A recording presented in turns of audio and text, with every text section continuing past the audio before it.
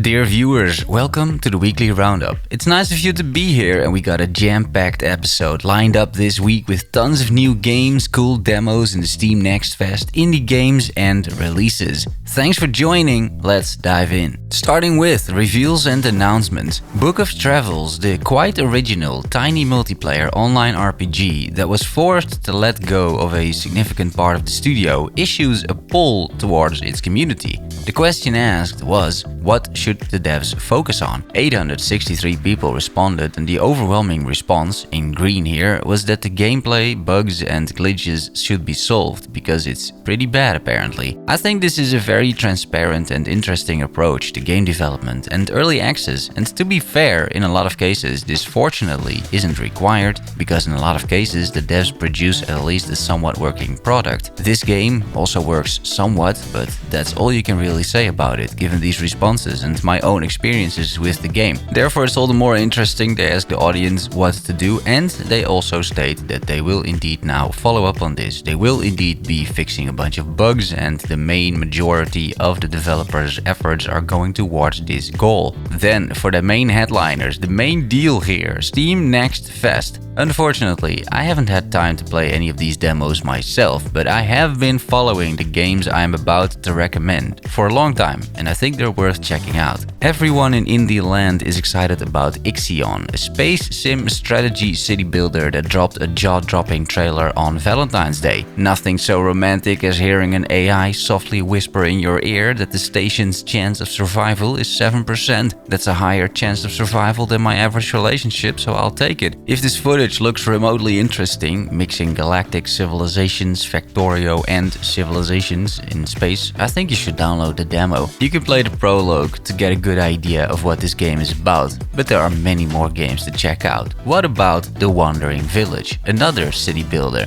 Not in space this time, but on the back of a giant creature, Onbu, running away from a destructive plague. You need to steer the creature to safety, keep him happy, and take care of your village and population at the same time. This is a title I think is extremely promising, and the demo is available for you to play. Batora Lost Haven has a demo too. This is a WASD movement ARPG featuring a teenage girl with a huge burden on her shoulders because she needs to save planet Earth from imminent destruction. She does this by gaining alien powers, visiting colorful and outlandish worlds, solve puzzles, beat bad guys, and traverse the universe in this vibrant indie game. It's been in the making for quite a while already, and on paper it looks very solid.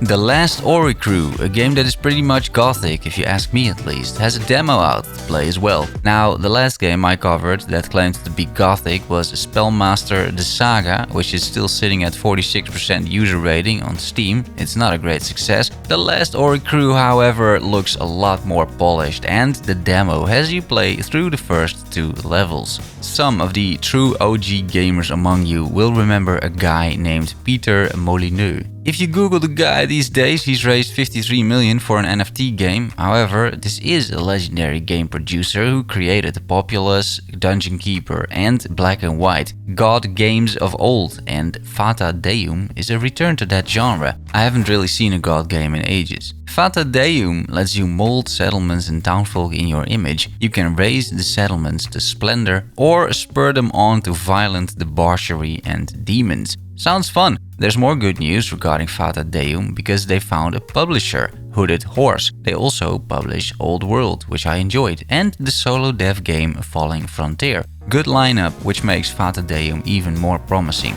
Blacktail is another game I think is worth checking out with a demo. Slavic myth comes to life in this surreal first-person action adventure. Discover Yaga's story and guide her along the path to become either the fearsome guardian of the forest or the dark legend that haunts children's nightmares. This game has a great art style and the gameplay looks smooth and solid. Could be a good title. Hero's Hour is something to put on your radar too, and they have a demo. I think it's a solo dev project, and the reason I'm covering this is because Goblins is publishing this, and I really enjoy their indie games lineup, similar to Hooded Horse. They tend to go for quality titles and have delivered the goods, like Devolver does. Here's a description of Heroes Hour. A fast, turn-based strategy RPG with real-time combat. Develop your cities and armies, level up your heroes to gain new powerful spells and skills, and explore the wonders and dangers of the procedurally generated maps as you aim to conquer your enemies before they do the same to you. The entire game is releasing March 1st, by the way, probably for a very fair price. The final demo I think you should check out is Circle Empire's Tactics. It is the third installment in the Circle Empires franchise, featuring simultaneous turn-based strategy. Peer into the minds of your friends to predict their plans in multiplayer, or combine powerful magical tokens to infuse your army with unstoppable power and take on evil demigods in single player. Circle Empires was an amazing game, an indie RTS game where you had a circular small empire that you needed to conquer, gather resources,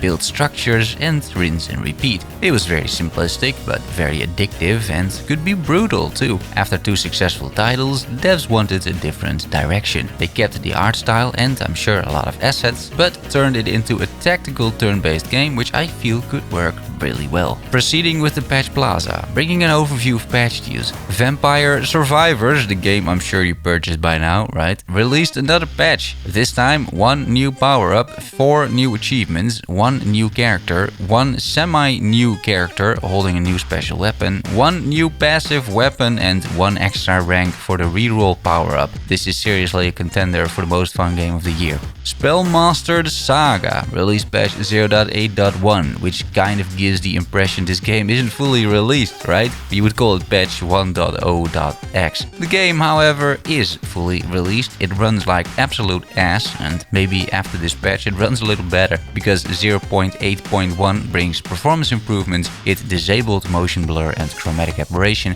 it added detailed graphics settings, and they implemented font size settings. Then, upcoming releases. Starting with a game that released yesterday, Grid Legends. February 24th. Grid has been a reasonably solid series of racing games. I am a big enough fan of the franchise and I'm kind of curious to see what the new installment brings. The trailer suggests a focus on more of a story-driven campaign with rivalries and whatnot. I don't mind that as long as the driving feels good and they support my steering wheel. Funnily enough, the negative reviews on Steam point out that the story is bad and that it's very much an arcade racer these days. It is sitting just at mixed with 67% positive reviews. Then there is this little unknown indie title called Elden Ring. What can I say? I'll play this someday.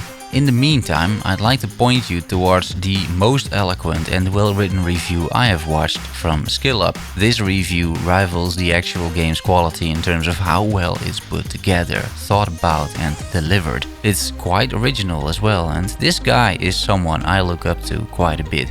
I strongly recommend his spoiler-free review if you just want to get even more excited about the game. However, the game is sitting at a 60% user rating on Steam. The Day 1 patch introduced more issues than the review patch had, with users citing bad performance overall, stutter in particular, frame rate drops, no ultra-widescreen support, poor mouse and keyboard implementation, and several controllers not working, not at least for everyone. The PC version in its current state has many technical issues, so buyer beware. As the review patch seemed a lot more stable, this will likely be fixed, but don't expect you can enjoy the game properly this weekend on PC, even with very high-end systems. Conan Chop Chop was supposed to release somewhere last year. It got delayed indefinitely and the devs went silent. Until recently, with the announcement that this top-down co-op ARPG inspired by Conan the Barbarian is releasing March 1st. This twin-stick party action roguelite should warm many gamers' hearts for some light-hearted fun.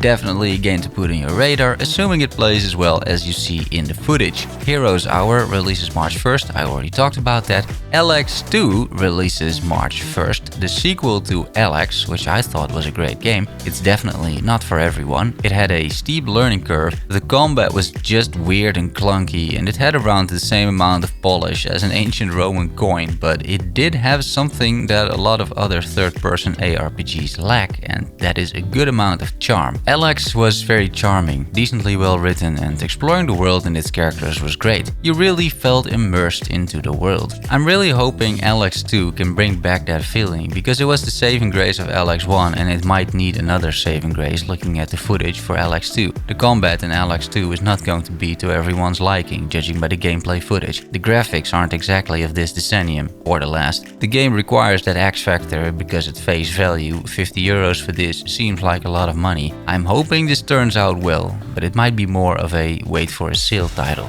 Far Changing Tides releases March 1st. This is the sequel to Far Lone Sails, a beautiful indie game the devs describe as a meditative experience. It's true, I felt very zen when playing that game. It felt like you, the protagonist, was traversing an aquarelle painting with a very matte color palette, accompanied by beautiful tunes while solving light puzzles and enjoying the hand-drawn landscapes. Far Changing Tides offers a similar experience, I'm sure, this time with a new vehicle, a new protagonist, and a focus on traveling on and through water. If you want to get a taste of what is ahead, there's a demo available already. Babylon's Fall releases March 3rd. This game hasn't been seeing much marketing, I feel, but it's a big AAA title by Square Enix. That leaves me wondering what is up with it. Maybe they're waiting for the Elden Ring hype to die down a little bit, or maybe they don't believe in the game that much to spend those expensive marketing dollars on it. Square Enix has a history of that as well. About the game, here's what the devs have to say about it. Experience acclaimed developer Platinum Games' signature combat in Babylon's Fall with up to 3 other players, or take on the Tower of Babel alone in this new cooperative action RPG. After the Babylonians perished, only their great tower, the ziggurat, remained. Now a new empire has come to pillage its ruins and uncover its fabled treasures. Join forces with other sentinels, unwilling subjects forcibly implanted with Gideon Coffin, relics that grant the few survivors unrivaled powers. Choose your playstyle from multiple varied weapon types, each with their own distinct skills and abilities. Customize your loadout to wield up to 4 weapons at any time. Explore a rich fantasy setting that draws inspiration from medieval oil paintings. That sounds very interesting. And Platinum Games, the devs are mainly known for Nier Automata, according to some one of the best games ever made. It's definitely underrated, that's for sure. It makes Babylon's Fall all the more interesting, and I'm curious about the reviews. Time for some personal updates. What have I been up to? Mostly still Path of Exile, the league is just too good, and my solo self-found RNG just too insane. I used a few ancient orbs on unique belts, and after 8 tries I got a headhunter. This is the second time I have a headhunter in SSF actually. Together with the Squire I found earlier, I made my take on a Lightning Strike Raider, and I'm almost level 98, going for my first level 100 character ever. I'm doing some science, some explanatory videos, trying to help some people with PoE, and it's been overall a lot of fun. I will probably continue this for a while before returning to other games and making indie game content again. We will see what the future brings. It might depend a bit as well on how well the videos do, because I'm having a great time making them. And that's it. If you have any questions or remarks, put them in the comments below. I hope you enjoyed the video. If you did and you want more like this, consider liking the video or even subscribing. Thanks for watching and making it to the end. Love you all. See you soon. Bye bye.